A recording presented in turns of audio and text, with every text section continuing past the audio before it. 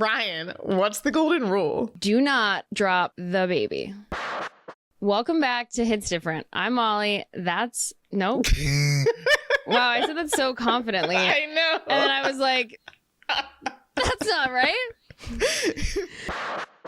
Welcome back to Hits Different. I'm Ryan. That's Molly. Today, we are going to talk about the brand new episode of New Heights, where we finally got what we've all been waiting for, which is Jason asking Travis a bunch of questions about being on stage with Taylor at the Eras Tour. And over here in America, we're about to celebrate July 4th, and we're going to be clowning. We'll tell you why after we talk about tayvis. Ryan, what was your favorite part of the episode today? Okay, so right out the gate, when Jason was like, how did this idea come to fruition? Travis was like, well, jokingly, I was like, oh, wouldn't it be funny if I came out on the 1989 bikes? And I just want to say I felt so validated. I literally stopped down and sent Molly a voice memo and was like, I said this in our last episode. That was one of like 20 pitches. I had many, but that was one. Because I was like, that man loves 1989. It started off strong. I think it's hilarious that that was his idea and that Taylor was like, let's pivot because you can't be trusted on a bike. Yeah, I know. I think we talked about that too, about like this big old football player on a bike. She's like, there's too many hazards there. Great idea. But no. He just like bikes off the stage. Like, I know, crashes into someone. So then she was like, we can do something. And of course, she used her little mastermind and was like, here, this is the perfect place for you. Which who knows how she got there? Because obviously we talked about there's so many spots. It really is like the perfect spot though. It is. Yeah. Even though there are so many opportunities, it's like a good amount of time. It's a good little bit. It's pretty low pressure. Although, as we made fun of with the open of our video, he said he was really nervous about dropping her, which I find so funny. I know. And she's like probably like a feather to him because he's so big and strong. He did not drop the baby. Baby was secure. What was your favorite? There are so many parts I liked about it. As far as the moment itself, Travis actually being on stage, I liked that he told the story of how he knew Cam's brother and played with his brother, and how like that was also like very important to him, because we talked about that in our episode last week too. It was just cool to hear Travis talk about it, that like he won 2 Super Bowls with Cam's brother, and now here he is on this stage, and just how Travis felt like very comfortable because he was with Cam and Jan and Taylor, and they're just so good that he knew like no matter what I do, like they've got this. Yeah, he had mad respect for both Jan and Cam. I wish we'd gotten more details, but again, we're not allowed to know things because I'm like, how far out did you rehearse? When did you come up with this idea? What was it like under the stage? Is it chaos? You know, all of the things. It's like, dang, NDA. It's fine. We got what we got. Yeah, it was really cool to hear that story. And he definitely teased that it could happen again. I know. So I'm like, hello. Not you even can't an say Easter that egg. to Swifties. I know. I was like, it's got to be true, because he literally was like, you might see me again. Mm-hmm. So it's like, when? His timeline is getting smaller and smaller when he has to go back to work. Yeah. So it's like, when? July 4th? July 4th. Yeah, I think he has maybe 2 weeks left at this point, and then he has training camp starting. So it'll be really interesting to see if he's in Amsterdam. Does he pop back out there? Does he pop out somewhere else? No. And if he does, like let's just say he's going to Amsterdam. Does he do it all 3 nights? Right. I mean, he only did it one of the nights before, which is funny, right? Like, why? I wonder why he didn't do it the night that Jason was there. I don't know. That's really interesting. Maybe because she wanted to spread the love, because she had Haley Williams out that night. But then she had Gracie out when Travis was there. So I don't even know what I'm saying. Gracie did an interview. She was asked about Travis going on stage and her going on stage, and if they were like getting ready in the same area or whatever. And she's like, no, we weren't getting her ready in the same spot. But when we were in the VIP tent, we were talking about it. And he said he would mess up to try and make me look better because I was so nervous. I'm like, that's so sweet. I know. Is that why he missed the makeup cue? Right? I'm like, no, he probably was nervous. He was definitely nervous. So they also brought up the VIP tent a little bit and like all the star-studded people that they saw. And I thought it was really cute and like humbling when Travis was like, you know, you're seeing like Julia Roberts and Hugh Grant and Stevie Nicks. And he's just like, yeah, how did I get here? You know, it's like, Travis, you were like a big deal beforehand. But also, Taylor's world is a whole another world. So right.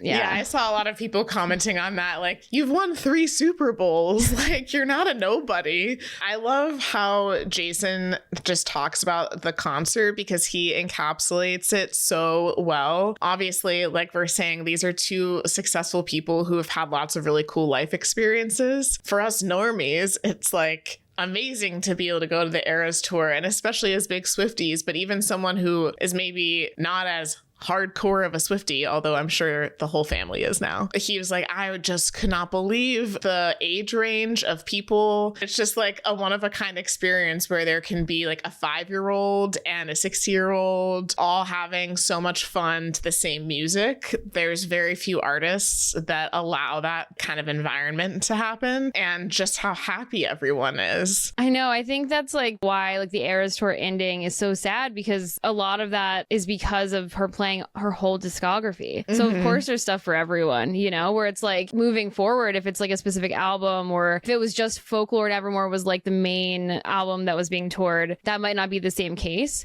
And so it's like there's literally something for everyone. And it's so sad because it's like the most uniting thing she's ever done. But also, I was just thinking when Travis was like, oh, yeah, you might see me again, so you just have to keep going to the Eras shows. It's like, boy, come on. We're trying, okay? I know. We're trying. Like he in our keeps heads saying things like that, and I know what he means. Like he's just trying to be supportive, but he said that before about like the Tortured Poets set back when he went in Paris. He was like, it's amazing, you gotta go see it, and people are like, we're trying. We're literally trying. I was like, yeah, babe, we'll all still be watching on live stream. So yes, we will still be watching, of course, but yeah, just gotta keep going to them shows. It's like, what if we could? One last note I wanted to say about the New Heights episode. Things have come very full circle because this was the season ending episode for season 2 of New Heights. The last episode of season 1 last summer is when Travis said, I made a bracelet for Taylor Swift, but I didn't get to give it to her. I guess she doesn't meet people, or at least she didn't want to meet me. And now, buddy, 1 year later, you were on stage with her at the Eras tour. She's your girlfriend. You won the Super Bowl. What a freaking year for this man. Like, just...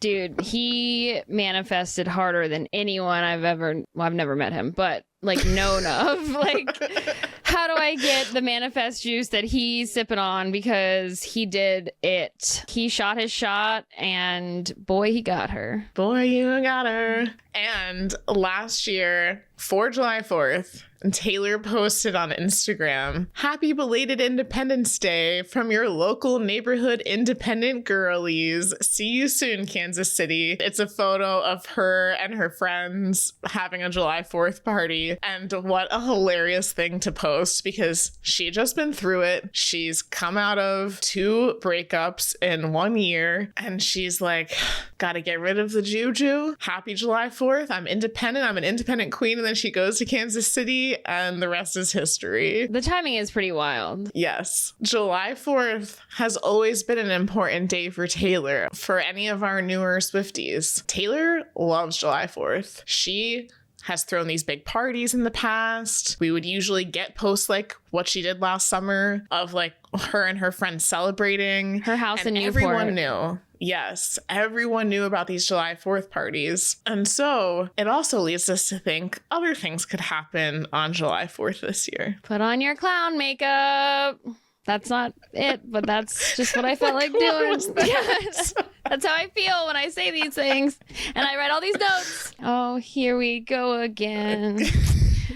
I never walk Clownelia Street again. Everyone's talking about the 4th. Yeah, I mean, it's like, where do I even begin? Travis was wearing the USA hat when he was in London, and people are like, my God, what does it mean? So I will drop the link in the bio of this wild TikTok that I stumbled upon. The craziest, like, I don't even know where we're going with this, but we're going. All goes back to the fact that Taylor loves Alice in Wonderland. She's talked about going down the rabbit hole. She dressed up for the Victoria's Secret show however many years ago, and it was like, everyone's mad here. Like the little top hat. The song Wonderland. Yeah, it starts there. And then so in 2021, she had the the very iconic and memorable interview with Jimmy Fallon and was like talking about her Easter eggs and was like, I don't know, like, can I hint at something like 3 years in advance? Yeah, if I'm remembering correctly, that interview happened during the Red Taylor's version promo. So it was like fall of 2021. So yeah, we're coming up on the 3-year anniversary. Then it goes into talking about a Tay-themed exhibit opening up,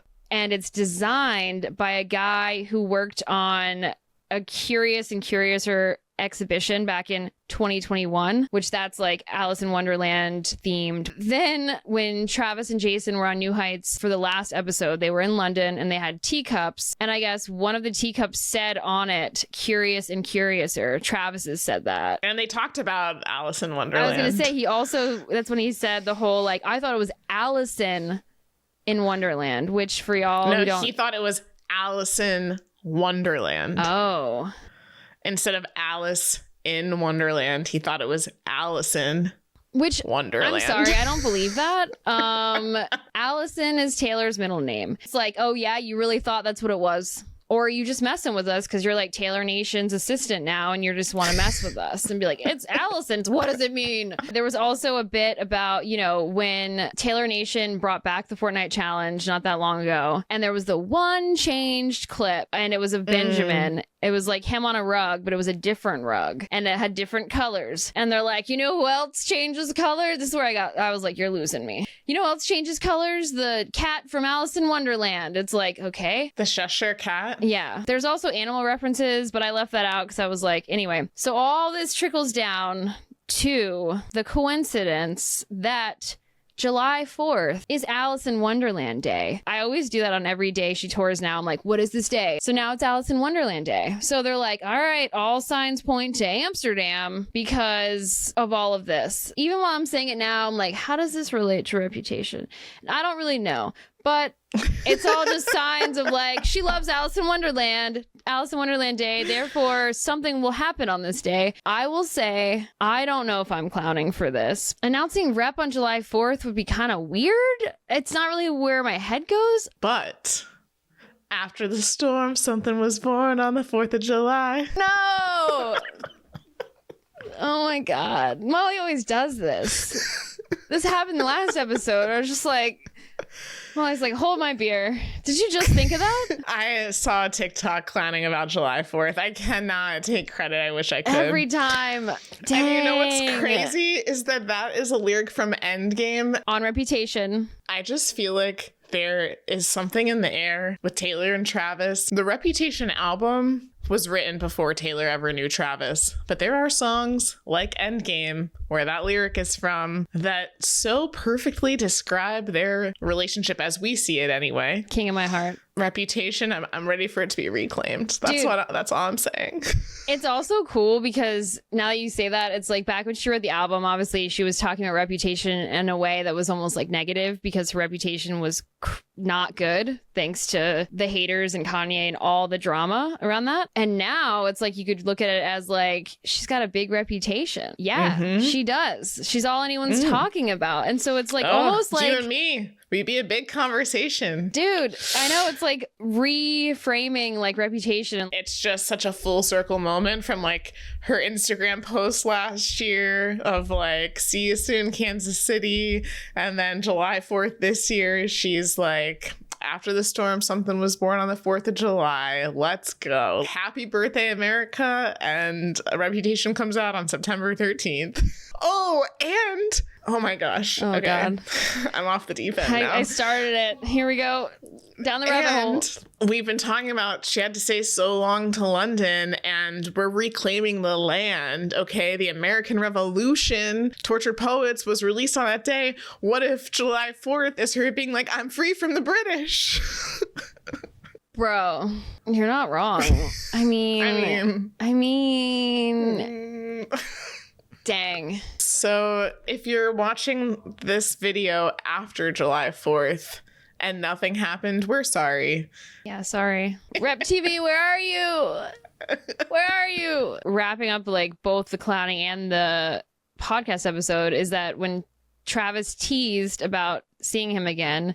Even if Rep doesn't come out tomorrow, he might be back on the stage, you know? Like, he might be teasing. He's not like Taylor. He's not teasing 3 years out. He's teasing maybe like literally the next show. Like, keep an eye out. Well, what a journey going down the rabbit hole with Ryan is every single time. We stay clowning over here, whether we're right or not. Let us know what you liked most about the New Heights episode. What were your favorite Travis quotes? Do we think Travis is going to pop up again soon? Let us know your thoughts in the comments. Are you clowning for the 4th? If this is post July 4th, what's the next day you're clowning for? What are your thoughts? How are we feeling about Rep TV? Let us know in the comments. As always, thank you so much for watching. We will have more recaps coming up because Taylor is in Amsterdam this weekend and then Zurich midweek. So we'll have a midweek recap and the shows will continue on from there. So make sure to subscribe to this channel if you are not already subscribed. And thank you so much to all of our subscribers because we just hit 15,000. It's crazy. Thank you guys so much for watching. We'll see you next time. Bye.